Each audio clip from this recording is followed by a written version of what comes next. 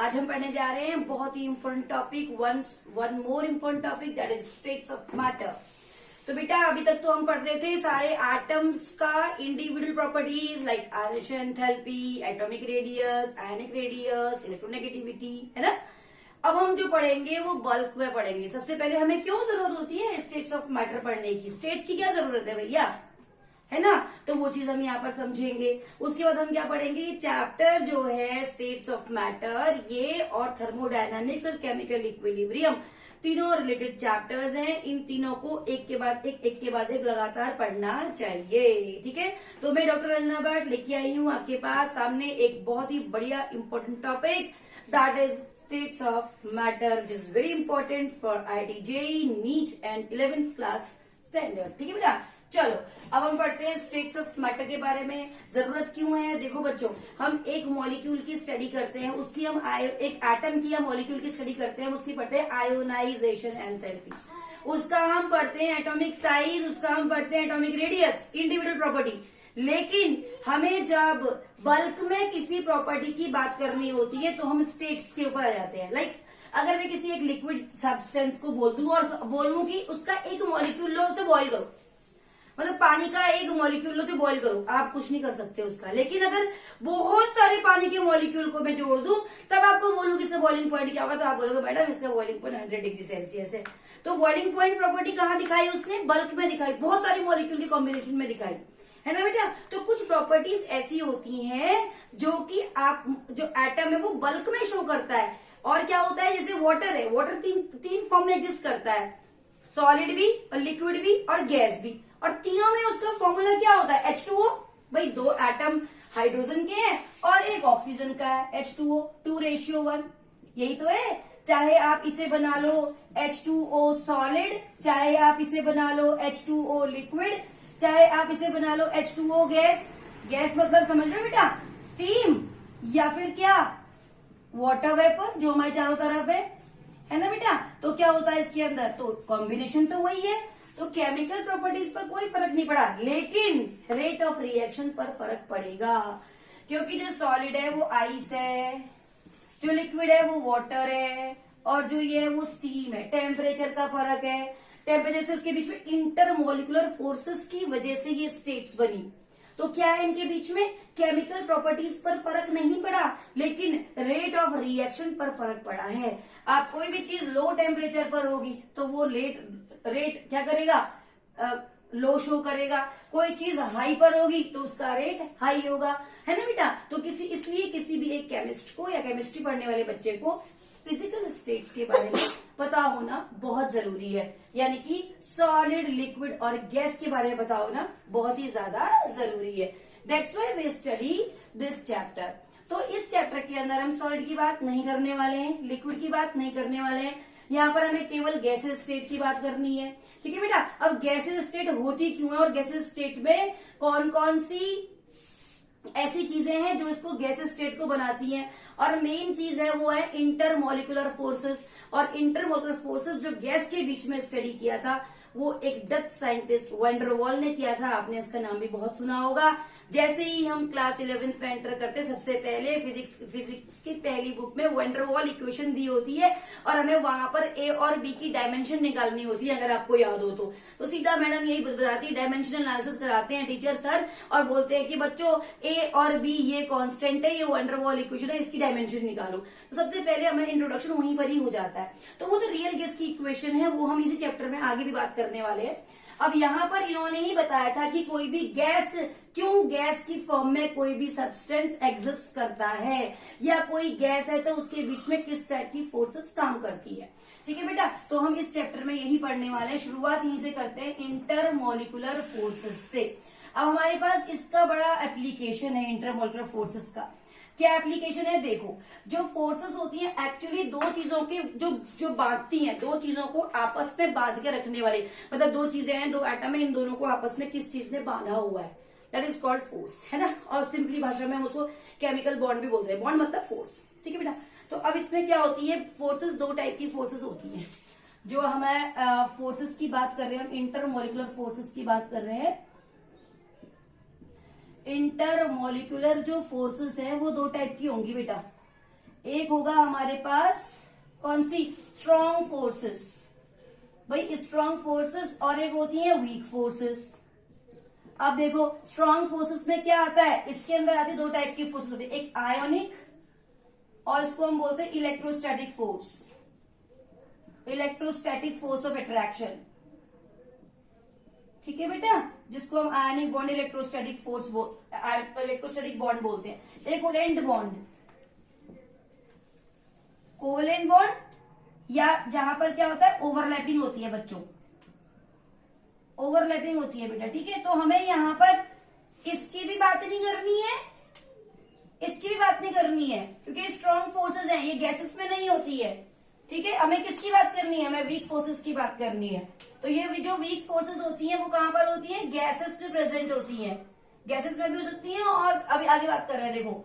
तो इसमें क्या होती है, दो टाइप की फोर्सेस होती है, एक van der Waals force of attraction, ये हमेशा अट्रैक्टिव होती है नेचर में, और एक होती है बेटा हाइड्रोजन बॉन्डिंग।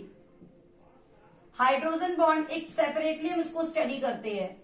तो van der Waals force of attraction जो है वो भी तीन टाइप का वैन डर वाल्स फोर्स होता है। एक क्या होता है, एक होता है लंडन फोर्सेस, लंडन फोर्सेस जिसको हम डिस्पर्जन फोर्स बोलते हैं, और एक होता है डाइपोल इंड्यूस डाइपोल इंटरेक्शंस। ये dipole van der Waals force है, डाइपोल इंटरेक्शंस भी बोलते हैं बेटा। और एक होता है डाइपोल इंड्यूस डाइपोल फोर्स। तो तीन टाइप के होते हैं डाइपोल इंड्यूस डाइपोल फोर्स। ठीक है, अब तो चौथा क्या है, हाइड्रोजन बॉन्डिंग है, ये एक यूनि सेपरेटली हम इसको स्टडी करते हैं। तो हमें केवल यही पढ़ना है यहाँ पर, इससे हमें कोई मतलब नहीं है अभी।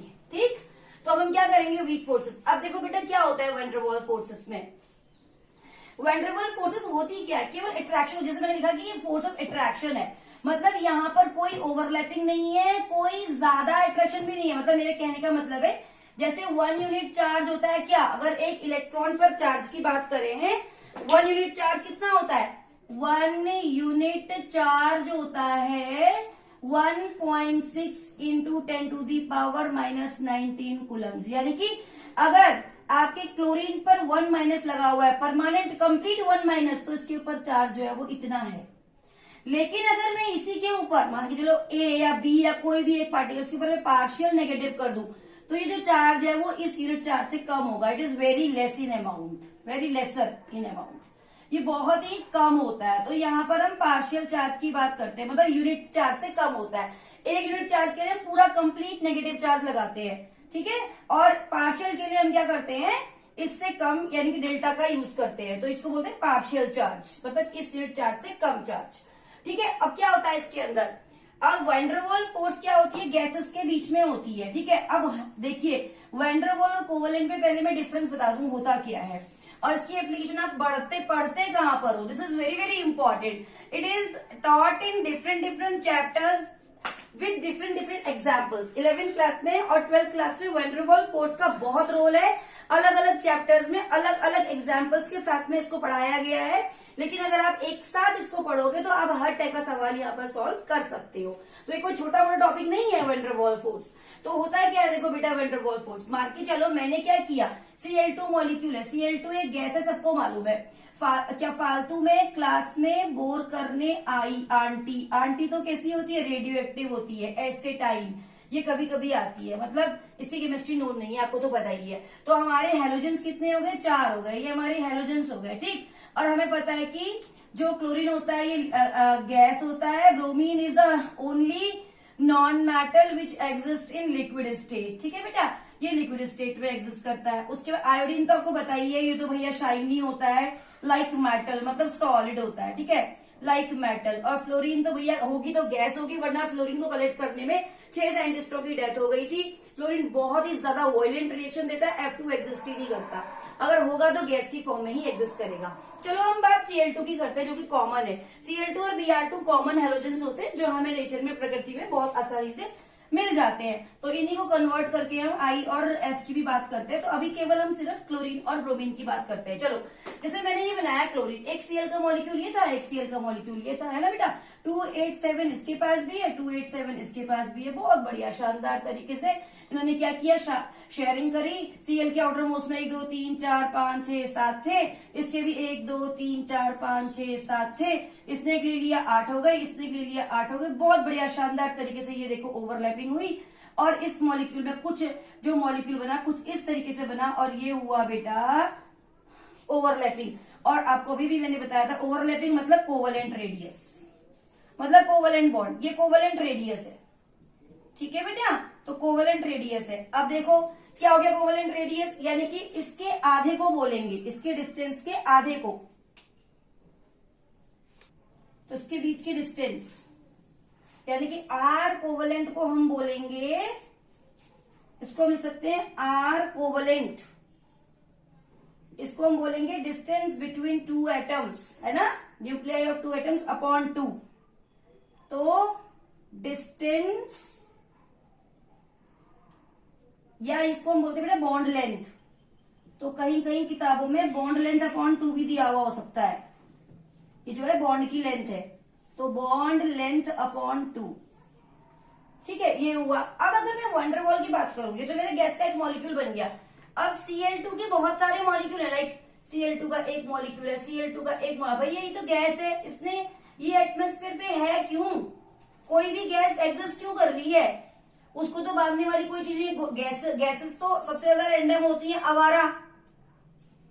अगर सबसे ज्यादा कोई स्टेट आवारा स्टेट है तो वो कौन सी स्टेट है, गैसेस स्टेट है।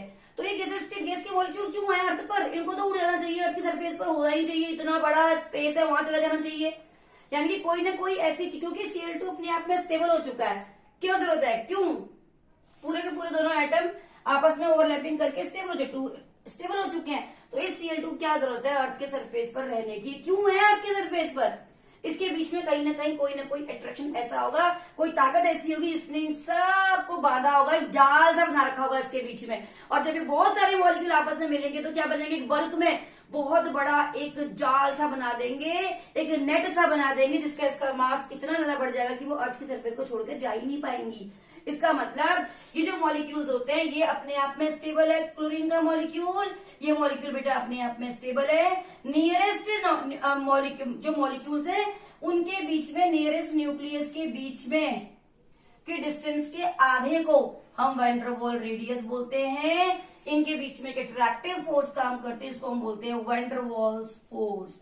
ये सीधी सी बात करी गई है, फोर्स ऑफ अट्रैक्शन। और देखिए बेटा आर वैन डर वाल जो होता है it is always more than R covalent. R covalent देख लो क्यों, क्योंकि वैन डर वाल तो केवल अट्रैक्शन है, कोई ओवरलैपिंग नहीं है। ये अट्रैक्शन देखो मॉलिक्यूल आपस में चिपके हुए कहीं नहीं है, बहुत दूर दूर है, और उन दोनों के बीच के डिस्टेंस के आधे को हम वैन डर वाल बोलते हैं, जो कि ये अपने आप में बहुत ज्यादा है with the comparison of this. So R van der Waals is always more than R covalent, यानी कि हर एक नियरेस्ट न्यूक्लियस के बीच में कोई एक अट्रैक्टिव फोर्स है जिसको हम van der Waals force of attraction बोलते हैं बेटा। और यही वैन डर वाल फोर्स ऑफ अट्रैक्शन क्या करती है, इन मॉलिक्यूल्स को आपस में बांधे रखती है, और जिसकी वजह से क्या होते हैं ये मॉलिक्यूल्स अर्थ की सरफेस पर ही रहते हैं और बाहर नहीं जा पाते। तो यानी कि गैसेस के बीच में अगर आपसे कोई बोलेगा कि क्या कौन सी फोर्स होती है तो आप बोलोगे van der Waals force of attraction. ठीक है, अब यही वैन डर वाल फोर्स ऑफ अट्रैक्शन 3 टाइप की होती है। जरूरी नहीं है गैस का मॉलिक्यूल आपको ऐसा ही दिखाई दे, हो सकता है कोई गैस का मॉलिक्यूल नॉन पोलर हो और कोई गैस का मॉलिक्यूल पोलर हो, है ना। देखो प्रकृति में तो अलग अलग टाइप के गैस के मॉलिक्यूल मिलेंगे ना, जैसे Cl2 है, जैसे नाइट्रोजन है, ऑक्सीजन है। आप देखो, चलो हम गैसेस की बात करते हैं। अगर हम गैसेस की बात करें तो हमें गैसेस के टाइप कितने टाइप की दिखाई देंगी बेटा, एक दिखाई देंगी नॉन पोलर। नॉन पोलर मतलब जो अपने ही जैसे दूसरे मॉलिक्यूल के साथ में ओवरलैपिंग करके बनती है, जैसे N2 नॉन पोलर है, जैसे O2 नॉन पोलर है, Cl2 नॉन पोलर है ना, H2 नॉन पोलर है, एटसेट्रा। ये सब क्या है, नॉन पोलर गैसेस है, इनके बीच में कोई डायपोल नहीं है। अब नॉन पोलर हो गई, अब दूसरी क्या है, पोलर भी हो सकती हैं, पोलर गैसेस जिनके पीछे चार्जेस हो, पार्शियल चार्ज। HCl जो होती है वो गैस होती है बेटा, तो H छोटा है, Cl बहुत बड़ा है, तो H इनके बीच में क्या होता है, इसके में पार्शियल पॉजिटिव पार्शियल नेगेटिव, तो इनके बीच में क्या होता है, एक इसके बीच में डाइपोल होता है, यानी कि पोलर है, इसके partial positive partial negative charges है। जैसे HCl गैस, जैसे एमोनिया गैस, है ना, और जैसे आपके कार्बन मोनोऑक्साइड गैस, तो ये गैसेस कैसी है, पोलर गैसेस है। तो हमारे पास यहाँ पर 3 केस जनरेट हो सकते हैं बच्चों, 3 केस। कैसे बताओ? ऐसा हो सकता है कि गैस, जैसे अभी अभी हमने देखा क्लोरीन क्लोरीन, ऐसा हो सकता है कि क्लोरीन क्लोरीन गैस के मॉलिक्यूल पास पास आए। ऐसा हो सकता है कि क्लोरीन और एमोनिया के पास पास आ जाए। ऐसा हो सकता है कि एमोनिया एमोनिया के पास पास आ जाए। मेरी बात समझ में आ रही है? मेरी बात समझ में, देखो कैसे हो सकता है। देखो यहां पर केस 3 जनरेट हो जाते हैं, देयर मे बी 3 केसेस। कौन कौन से केस है? Case number 1, when gases are non polar, मतलब एक कोई गैस है जो कि नॉन पोलर है और जिसमें इलेक्ट्रॉन्स का डिस्ट्रीब्यूशन बिल्कुल सिमेट्रिक हो रखा है, कोई चार्ज नहीं है, दोनों नॉन पोलर है। ये देखो बीच में न्यूक्लियस, दोनों के बीच में nucleus, 2 molecule non polar gas के पास पास है, H2, N2, O2 कुछ भी ले सकते हो। लेकिन बेटा अगर ऐसा भी तो हो सकता है कि when gas molecules are polar, मतलब दोनों के दोनों गैस मॉलिक्यूल्स पोलर हो। समझ आई? जैसे HCl हो सकता है कि एक मॉलिक्यूल H का और दूसरा Cl का, नेगेटिव और पॉजिटिव, इस तरीके से 2 मॉलिक्यूल, मतलब ऐसा कोई गैस जिसके ऊपर डाइपोल हो और वो दोनों एक दूसरे के साथ इंटरेक्ट करें, जैसे HCl HCl। और तीसरा केस ये भी हो सकता है, केस नंबर 3, तीसरा केस ये भी हो सकता है कि एक तो आपका नॉन पोलर गैस हो और दूसरी आपकी पोलर गैस हो का मॉलिक्यूल, ऐसा भी तो हो सकता है। तो वैन डर वाल्स साहब ने यही पढ़ा। वैन डर वाल्स साहब ने कहा कि गैस का मॉलिक्यूल, आप कह रहे हो कि बिल्कुल सही है, van der Waals force of attraction में गैस के मॉलिक्यूल्स के बीच में, जो हम छोटी क्लास से पढ़ते हुए आते हैं कि हम बोलते हैं स्ट्रॉन्ग फोर्स होती है सॉलिड्स के बीच में, लिक्विड्स के बीच में थोड़ी कम होती है, और गैसेस तो बहुत ही आवारा होते हैं, रैंडम होते हैं, अनसॉल्ड घूम रहे होते हैं, कोई इन्हें कंट्रोल नहीं कर सकता। तो वैन डर वाल्स ने बोला बिल्कुल सही बोल रहे हो आप, इंटरमोलर फोर्सेस उसके बीच में बहुत वीक होती हैं, लेकिन गैसेस भी डिफरेंट डिफरेंट टाइप की होती हैं। आप एक गैस को एक ही चीज, हर एक मतलब एक ही कंसेप्ट सारी गैसेस पर अप्लाई नहीं कर सकते। तो वैन डर वाल्स गैसेस को के फोर्सेस को उन्होंने एक्सप्लेन किया और उन्हीं के नाम पर रख दिया उन फोर्सेस का नाम वैन डर वाल्स फोर्सेस। तो वीक फोर्सेस की कैटेगरी में आए। अब हम पढ़ते हैं केस नंबर 1। केस नंबर 1 मतलब when gases are non polar, जब बेटा गैसेस नॉन पोलर है, यानी कि मेरा मतलब क्या है, गैसेस नॉन पोलर है, यानी कि एक गैस का मॉलिक्यूल आराम से क्या हो रहा है, इसके अंदर चारों तरफ जो इलेक्ट्रॉन का डिस्ट्रीब्यूशन है सिमेट्रिक है, दुनियादारी से कोई मतलब नहीं है, ठीक है। कुछ ऐसा हुआ, बाहर कुछ ऐसी हवा चली कि इन दोनों गैस के मॉलिक्यूल को पास पास आना पड़ा। अगर ये इसकी तरफ आएगा, इसकी तरफ आएगा, तो क्या होगा, इसका एक तरफ कुछ ऐसा हुआ कि अनसिमेट्रिकल, मतलब मूवमेंट करते करते, रोटेशन करते करते, और इस तरफ एक पॉजिटिव और एक सेम चार्ज डिस्ट्रीब्यूशन एक तरफ हो गया। मतलब जो इलेक्ट्रॉन सिमेट्रिकली इसके अंदर घूम रहे थे, वो इलेक्ट्रॉन अब सिमेट्रिकली ना घूमकर क्या हो गए, एक तरफ हो गए, ठीक है। तो दूसरा क्या होगा, different charges attract each other, तो अल्टीमेटली अपने आप ही दूसरे मॉलिक्यूल का पॉजिटिव इस तरफ आ जाएगा बेटे और नेगेटिव अपोजिट चला जाएगा। अब आप देखिए चार्ज किसकी तरफ आया, माइनस, प्लस से माइनस की तरफ। हम कुछ ऐसे एरो शो करेंगे, यहाँ पर ये एरो इस तरफ चला जाएगा, यानी कि मैं partial positive partial negative show करूंगी, इधर पार्शियल पॉजिटिव इधर पार्शियल नेगेटिव शो करूंगी। अब ये दोनों मॉलिक्यूल क्या हो गए बेटा, डाइपोल मॉलिक्यूल हो गए। इनके बीच में जो इन मॉलिक्यूल के बीच के डिस्टेंस, ये देखिए इनके बीच में जो फोर्स लगेगी उसको हम बोलेंगे, साइंटिस्ट लंदन ने इसको के नाम पर इसको एक्सप्लेन किया गया था, इसको बोला गया लंदन फोर्सेस या फिर डिस्पर्जन फोर्सेस। डिस्पर्जन फोर्सेस उनको बोला गया बेटा, और ये डिस्पर्जन फोर्सेस बहुत ही कम डिस्टेंस तक, नियर अबाउट 500 नैनोमीटर तक ही एक्टिव होती हैं, और ये एक्टिव नहीं होती हैं। और इन दोनों के बीच, इन मॉलिक्यूल्स के बीच के डिस्टेंस के जो फोर्स होती है, इन दोनों के मॉलिक्यूल के बीच के डिस्टेंस के 6th पावर के इनवर्सली प्रोपोर्शनल होती है। ये इस फोर्स की स्ट्रेंथ होती है, देखो कितनी कम स्ट्रेंथ है। And these forces are always attractive in nature. समझ आया कि दो मॉलिक्यूल्स हैं, एक ए मान लो कोई भी गैस जो कि नॉन पोलर है, जब वो दूर दूर है तो दुनियादारी से कोई मतलब नहीं है, सिमेट्रिकल डिस्ट्रीब्यूशन हो रहा है इलेक्ट्रॉन्स का, और लेकिन कुछ ऐसा किया तुमने एनवायरमेंट में चेंज, कुछ ऐसा हुआ कि मॉलिक्यूल को पास पास आना पड़ा। ये पास पास आए, जब मूवमेंट एक दूसरे की तरफ शिफ्ट हुए, आप ऐसे दिखा सकते हो। और उसके बाद क्या हुआ, इसके अंदर एक डाइपोल जनरेट हो गया, देखिए बेटा, और मॉलिक्यूल पोलर हो गया, जिसकी वजह से इसके बीच में प्लस जो पार्शियल पॉजिटिव है इसके पार्शियल नेगेटिव की तरफ खींचेगा, एक अट्रैक्शन जनरेट हो जाएगा जो कि बहुत कम होगा और जो केवल 500 नैनोमीटर तक वर्क करेगा बेटे। और जो फोर्स होगी वो 1/r, इन दोनों के बीच के मॉलिक्यूल के डिस्टेंस के r की पावर 6 के मतलब इनवर्सली प्रोपोर्शनल होगी। ये बात आपको ध्यान रखनी है। ये is the first type of van der Waals force of attraction which is present among the non-polar molecules like N2, O2, H2, Cl2, etc.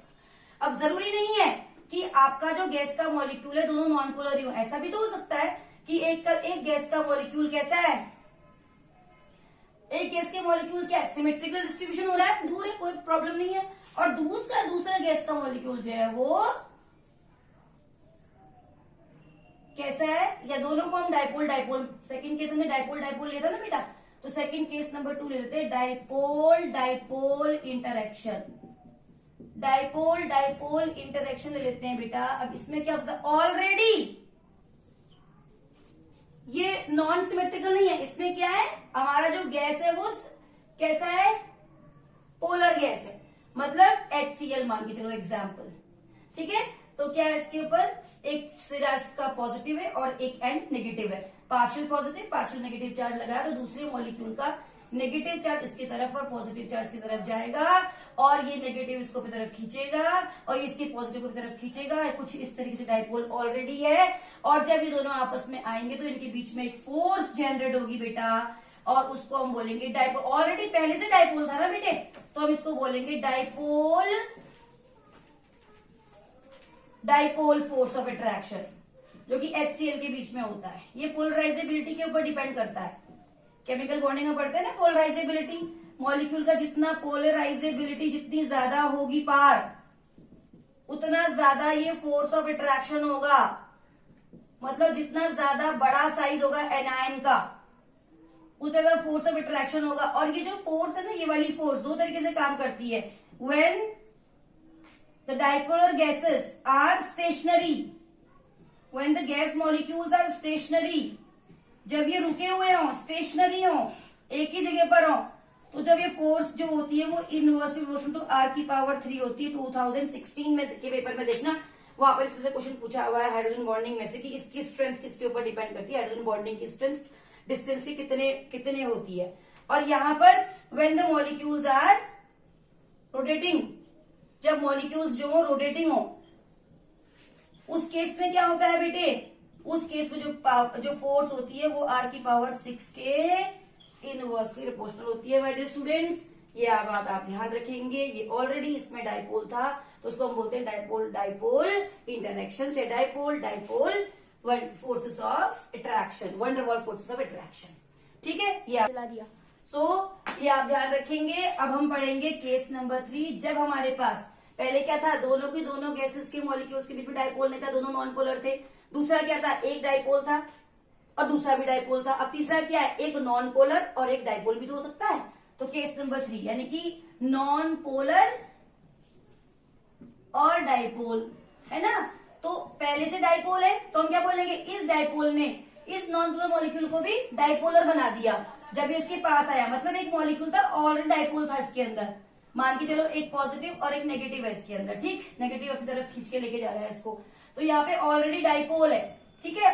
और एक कैसा है, नॉन पोलर है, सिमेट्रिकल डिस्ट्रीब्यूशन ऑफ इलेक्ट्रॉन्स हो रहा है। तो क्या है, दोनों के दोनों अपनी मर्जी से पूरे स्पेस में घूम रहे हैं, किसी कोई डिस्टर्बेंस नहीं है। लेकिन क्या हुआ, कुछ ऐसा हुआ एनवायरमेंट में कि दोनों दूसरे की तरफ मूव कर गए। अब जब ये दोनों एक दूसरे की तरफ आए तो क्या हुआ भैया, ये तो चार्ज है, आपको पता ही है, एक नेगेटिव और एक पॉजिटिव चार्ज है, तो चार्ज क्या होता है, बड़ी स्ट्रॉन्गर पावर है, तो इसने क्या किया, इस इलेक्ट्रॉन के, ये प्लस है ना, प्लस एंड ऑफ दिस, तो इसने इसके नेगेटिव को अपनी तरफ खींच लिया, यानी कि इसके ऊपर क्या हुआ, जो नेगेटिव चार्ज है वो एक तरफ और जो पॉजिटिव है एक तरफ हो गया, और अगेन इसके एक सिरे पर पार्शियल और एक पर प्लस आ गया, यानी कि इस डाइपोल ने, ये जो ऑलरेडी डाइपोल था उसने नॉन पोलर गैस के मॉलिक्यूल को भी डाइपोल करे, इंड्यूस्ड डाइपोल हो गया, ये जनरेट कर दिया। अब इसके बीच में जो अट्रैक्शन होगी उसको बोलेंगे डाइपोल इंड्यूस्ड डाइपोल फोर्स। क्या बोलेंगे बेटा, डाइपोल इंड्यूस्ड डाइपोल फोर्स,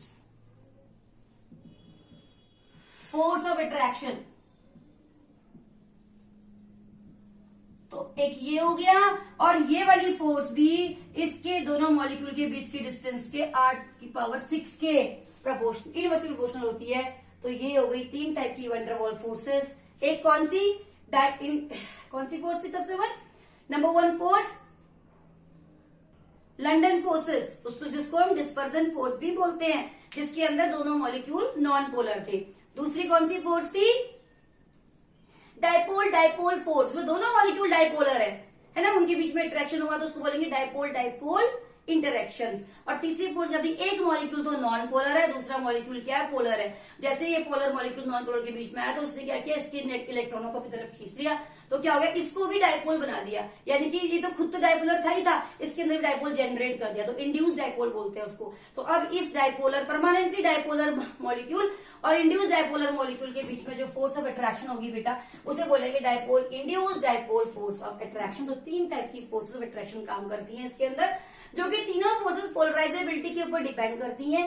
जितना ज्यादा पोलराइजिंग पावर किसी भी एनायन की होगी और किसी भी कैटायन की होगी, जितना छोटा कैटायन होगा और जितना बड़ा एनायन होगा, उतना ज्यादा अच्छा पोलर होगा और उतने अच्छे उसके बीच में van der Waals force of attraction होगी। तो ये 3 टाइप की van der Waals force of attraction थी। एक और वीक टाइप की फोर्स होती है और उसको बोलते हैं हाइड्रोजन बॉन्ड। वो भी वैन डर वाल्स फोर्स के डाइपोल इंटरेक्शन का ही एग्जाम्पल है, लेकिन बहुत ही कम सेलेक्टेड मॉलिक्यूल उसमें पार्टिसिपेट करते हैं, इसलिए हम उसको एक सेपरेट ब्रांच के अंदर बोलते हैं, जिसको हम बोलते हैं हाइड्रोजन बॉन्डिंग।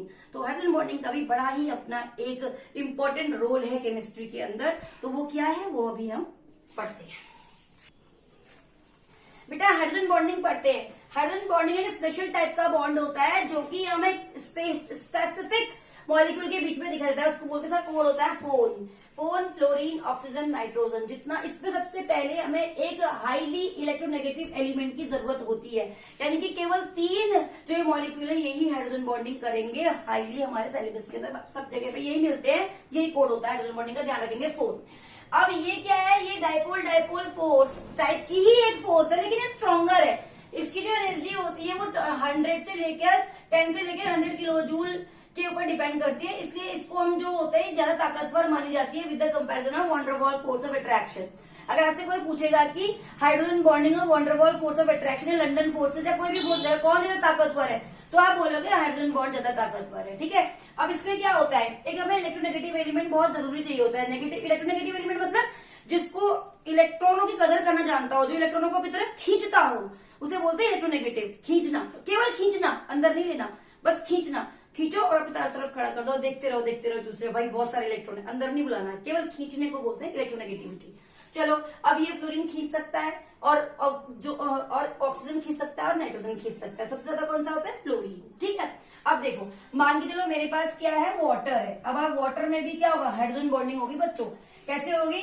जैसे ये है मेरे पास वाटर, मतलब वाटर वेपर, स्टीम है ना, और सिंपल हमारा वाटर भी जो लिक्विड होता है, जैसे सपोज हमने बात करी, ये O है, ये H है और ये H है, तो यहाँ पर मेरा 2 लोन पेयर होते हैं वाटर मॉलिक्यूल के अंदर। अगेन मैं यहाँ पर दूसरा वाटर मॉलिक्यूल बना रही हूँ, O और ये 2 लोन पेयर।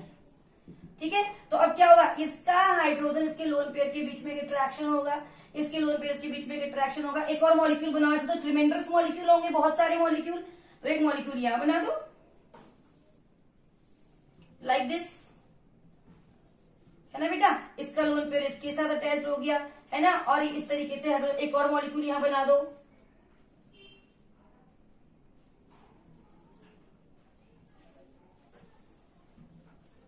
ये देखो, और इसने इसके साथ बनाया, इसने इसके साथ बॉन्ड बनाया, है ना। तो इस तरीके से हमने क्या किया, फिर ये इस दूसरे वाटर मॉलिक्यूल बनाएगा। तो एक वाटर मॉलिक्यूल ने 4 हाइड्रोजन बॉन्ड बना रखे हैं, और देखिए क्या है इसके बीच में? हाइड्रोजन बॉन्डिंग है। तो हमारे पास सवाल ये पूछते हैं कि एमंग H2O एंड H2S, देखो बेटा इसका मॉलिक्यूलर वेट कितना है वाटर का? 18 ग्राम, और H2O से कितना आएगा? 2 + 32 34 ग्राम। तो आपसे ये पूछते हैं, in spite of having 34 gram mass of H2S is a rotten, सड़े हुए अंडे की जो स्मेल आती है, जो आप ग्रुप एनालिसिस में करते हो, सेकंड ग्रुप के एनालिसिस में H2S गैस पास करते हो, सड़े हुए अंडे की स्मेल, उसे बोलते हैं हाइड्रोजन सल्फाइड गैस होती है। लेकिन वाटर 18 ग्राम होने के बावजूद भी लिक्विड क्यों होता है, उसका आंख बंद करके आंसर दोगे, हाइड्रोजन बॉन्डिंग। कोई भी लिक्विड अगर लिक्विड है तो वो हाइड्रोजन बॉन्डिंग की वजह से है, और कोई भी अगर लिक्विड जिसमें पोलैरिटी नहीं है तो वो किसकी फोर्स की वजह से है, वंडरवॉल फोर्स की वजह से लिक्विड है, अदरवाइज वो लिक्विड नहीं कहलाएगा। यानी कि अगर मैं बात करूं कि अगर आप बोलोगे कि मैडम पेट्रोल लिक्विड है लेकिन पेट्रोल में कोई हाइड्रोजन बॉन्डिंग नहीं है, तो आप बोलो, आप आंसर सीधा आंसर दोगे कि मैडम वहां पर वंडरवॉल फोर्स ऑफ अट्रैक्शन है।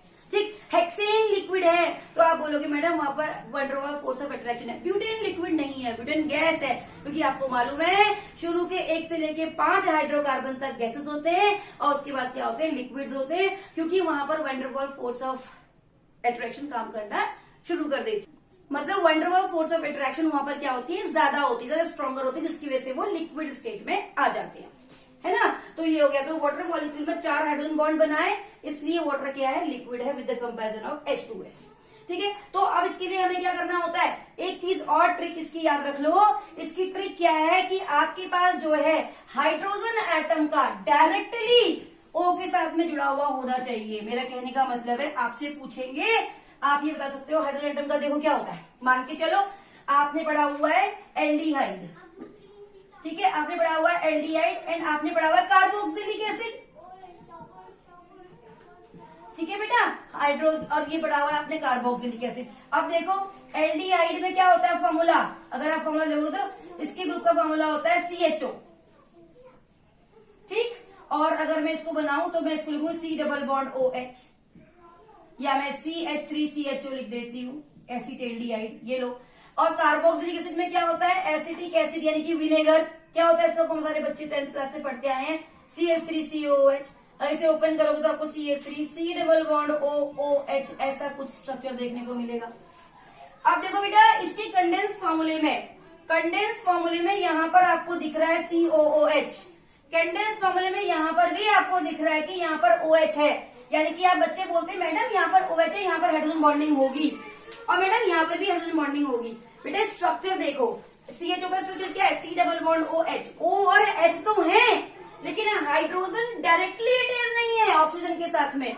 यहाँ पर हाइड्रोजन डायरेक्टली जुड़ा हुआ ऑक्सीजन के साथ में, यानी कि यहाँ हाइड्रोजन बॉन्डिंग होगी और यहाँ हाइड्रोजन बॉन्डिंग नहीं होगी। क्यों? क्योंकि ये शर्त है, ये एक बात बिल्कुल फैक्ट है कि हाइड्रोजन बॉन्ड वहां पर होगा जहां पर हाइड्रोजन डायरेक्टली जुड़ा हुआ होगा H या F, किसके साथ, F या O या N के साथ में, ठीक है। फ्लोरीन या ऑक्सीजन या नाइट्रोजन के साथ में अगर आपका हाइड्रोजन डायरेक्टली जुड़ा हुआ है तो वहां पर हाइड्रोजन बॉन्डिंग होगी और कहीं पर भी हाइड्रोजन बॉन्डिंग नहीं होगी। इसलिए एल्डिहाइड में O और H कंडेंस फॉर्मूले में दिख रहे हैं, बट यहाँ पर स्ट्रक्चर में ऐसा नहीं है, जिसकी वजह से यहाँ हाइड्रोजन बॉन्डिंग नहीं होती है, लेकिन यहाँ पर हाइड्रोजन बॉन्डिंग होती है। इसलिए हम कार्बोक्सिलिक एसिड्स को एक सेपरेट कैटेगरी में पढ़ते हैं। हाइड्रोजन बॉन्डिंग ने इसको औरों से अलग कर दिया, ठीक है बच्चों। ऐसे ही और एग्जाम्पल आप देख सकते हो, जैसे आप बात कर सकते हो, कैसे देखिए, जैसे HF है, HF, यहाँ देखिए, यहाँ पर हाइड्रोजन बॉन्डिंग होगी, बोलो क्यों? क्योंकि ये वाला HF के साथ डायरेक्टली जुड़ा हुआ है, यानी कि इनके बीच में हाइड्रोजन बॉन्ड हो जाएगा, यानी कि यहाँ हाइड्रोजन बॉन्ड हो जाएगा। तो एक मॉलिक्यूल ये, एक मॉलिक्यूल ये और एक मॉलिक्यूल ये बीच में क्या हो गया, डैश डैश डैश शो करते हैं बेटा इसको, ये हो गया आपका हाइड्रोजन बॉन्ड। क्यों? क्योंकि H और F डायरेक्टली जुड़े हुए हैं। हाइड्रोजन का अगर डायरेक्टली F या O या N के साथ जुड़ा हुआ है तो हाइड्रोजन बॉन्डिंग होगी, वरना हाइड्रोजन बॉन्डिंग नहीं होगी। जैसे एमोनिया में भी हाइड्रोजन बॉन्डिंग आपको मिलेगी। एमोनिया आपको कुछ ऐसा दिखाई दे रहा है, नाइट्रोजन के पास 3 हाइड्रोजन होते हैं और एक लोन पेयर होता है, ऐसे ही नाइट्रोजन के पास 3 हाइड्रोजन होंगे बच्चों और एक लोन पेयर होगा। तो आप इस तरीके से दिखा सकते हो। और अगेन इस मॉलिक्यूल के बीच अगेन यहाँ पर आप दिखा सकते हो, ये नाइट्रोजन, ये 3 हाइड्रोजन और एक लोन पेयर। तो ये लोन पेयर और ये हाइड्रोजन आपस में हाइड्रोजन बॉन्डिंग करेंगे बच्चों।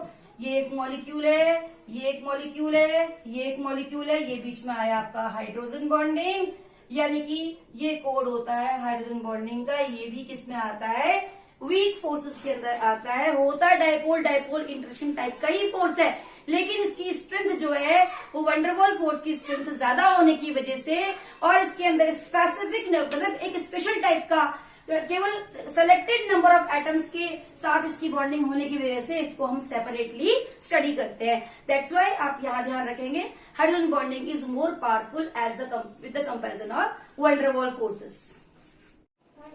तो बेटा हमने इस वीडियो में बात करी वीक फोर्सेस के बारे में, वैन डर वाल्स फोर्सेस के बारे में और हाइड्रोजन बॉन्डिंग के बारे में। Van der Waals forces 3 type की होती हैं, एक लंडन फोर्सेस, डिस्पर्जन फोर्सेस, दूसरी डायपोल इंड्यूस डायपोल फोर्सेस और तीसरी डायपोल फोर्सेस ऑफ अट्रैक्शन। और हाइड्रोजन बॉन्ड क्या होती है, वो ज्यादा ताकतवर होती है with the comparison of van der Waals forces. ये सारी बातें हम कर चुके हैं और हाइड्रोजन बॉन्ड के ट्रिक के बारे में बात कर चुके हैं। इनके बीच में प्रॉब्लम्स कैसी आएंगी, इनके बारे में नेक्स्ट वीडियो से आगे कंटिन्यू करेंगे। इस वीडियो के लिए इतना ही, तब तक के लिए ऑल दी बेस्ट।